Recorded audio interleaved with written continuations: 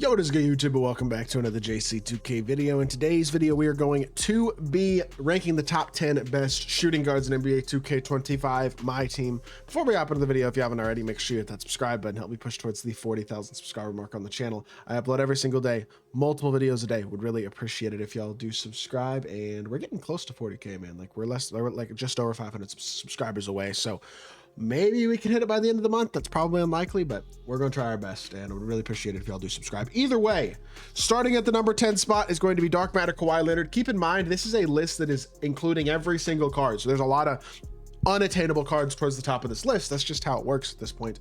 I will again be starting those attainable player lists next week as well. So if this isn't your cup of tea, that is fine. But 6'7" with a 7'3" wingspan, 97 speed, 96 3 ball, 98 driving dunk, defensively an absolute incredible all-around card. So versatile, and he's got a nice jumper. He's got solid movement. I mean, D-Book dribble style, decent escape, and Kawhi behind the back. Fade is good going right. Jump shot is not nice and solid. I wouldn't consider it an incredibly elite jumper, but I certainly wouldn't consider it a bad one either. And at the end of the day, man, I definitely think this Kawhi card is really, really nice. Number 10 for him. Feels like a pretty reasonable spot. Number 9, Peja Stojakovic. I love this card personally. I think his jumper is super smooth. I think he's really good defensively. Very impressive how good he is defensively. Super switchable. Plays well on the interior as well as the perimeter. Super great slasher as well, of course, although I don't get to use his slashing too much because I don't do a ton of shot creation with him. But he's got Pro 2 fade. Really nice jumper. 6'10" frame. Super switchable. Super consistent. And just a really, really good card. So big fan of Peja Stojakovic as well as a Dark Matter. Rick Barry is going to be the next Dark Matter on this list. This card, despite not having perfect defensive badges and stuff, I mean, he doesn't have on-ball, menace, glove, movable, enforcer, pick, dodger, handles for days. Those 5 Hall of Fame badges I think are pretty important.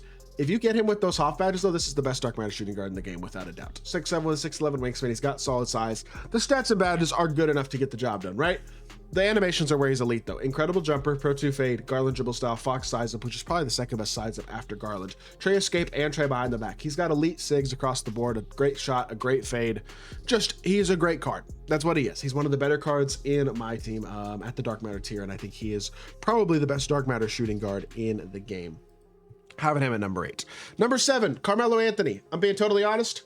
This card isn't as good as Rick Barry. I'm switching this right now. I get he's 100 overall. I may be overrating Rick a little bit. The stats and the badges do favor Carmelo. Here's the thing. Rick has Darius Garland dribble style. Carmelo is De'Aaron Fox. Rick has Garland size up.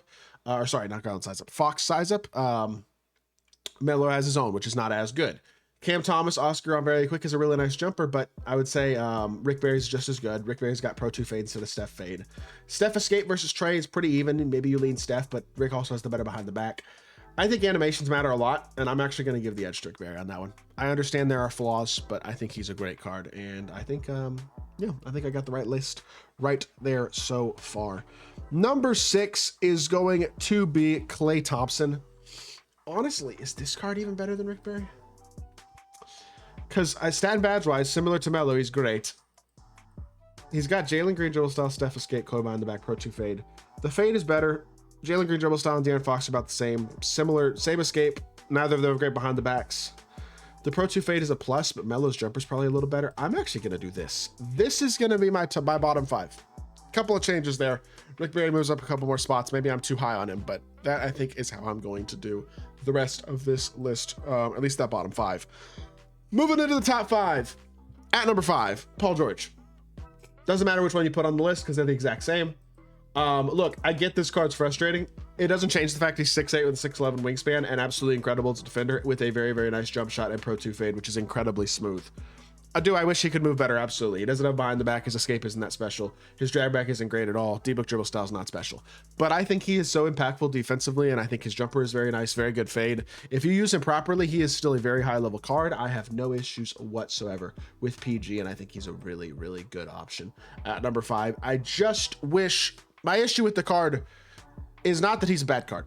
It's that he's not an invincible the way that all the other ones are animation wise. That was my problem with PG. Still a great card though. Number 4, Tracy McGrady. Is he perfect? No. Is he good? Absolutely. 6'8" with a 7'2" wingspan, 99 speed, 99 3, 99 everything, of course. The best stats and badges are going to be perfect. The jumper is elite. Steph fade again. I don't adore, but Garland dribble style, Francis size, Kemba escape will get the job done even without an elite behind the back. I think the animations on this card are good enough to overcome PG having slightly better stats and badges. So most specifically badges. So there you go. We got T-Mac at number 4. Number 3 is going to be Larry Legend, Larry Bird. 6'9" at shooting guard, 7'1" wingspan, perfect animations basically besides the Fox dribble style. If you use it for its push cross instead of the burst, it's not that big of a deal though. The jumper's really nice, Pro 2 fade. SIGs are amazing, like I said, and stats and badges are incredible as a 6'9" shooting guard with a 7'1" wingspan. That's the type of size and animation completeness that makes you an end-game caliber card. The only thing he is really missing is that Garland dribble style, but I do think he is elite as they come. I'm a big Larry Bird fan, honestly, in this game. I think he's really, really good. Moving on to the number 2 spot, we have our first invincible that's an actual invincible in Dr. J. I mean, look. 6'7" with literally perfect SIGs, an incredible jumper, and perfect stats and badges. It's a nasty card, right? Like John Wall base, Rudy Gay up run, very quick, Pro 2 fade, Garland dribble style, Francis sides of Kimbo escape, trade behind the back. He's basically the Dr. J that we've had all year that's been amazing, but with the jump run very quick, Pro 2 fade instead of Pro, and better SIGs. I mean, it's a nasty card.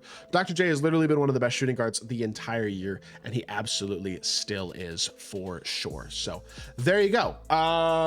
That being said, the number 1 shooting guard in the game, it's kind of a no-brainer, is it not? Kevin Durant, 6'10". He's the biggest shooting guard on this list, not to mention he's got those perfect SIGs, perfect animations, and of course, incredible stats and badges as a 6'10" with a 7'5" wingspan shooting guard. He is just a nasty card, and I think he absolutely has to be placed here at the number 1 spot. I don't even think it's debatable. I think he's easily the best shooting guard in the game right now. So with that being said, this is a weird list because, like, for example, a guy like maybe a Dark Matter Franz Wagner makes a lot of sense as the type of card you could plug in and add to this team or add to this list and say maybe he should be in here, and maybe he should.